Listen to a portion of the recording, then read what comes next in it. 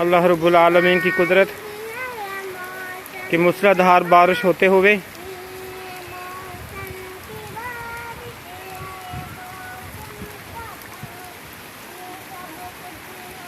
जबकि सूरज भी निकला हुआ है।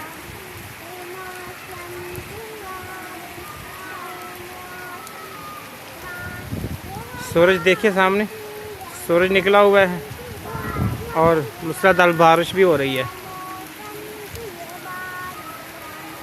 ये गौर कीजिए रब्बुल आलमीन की कुदरत।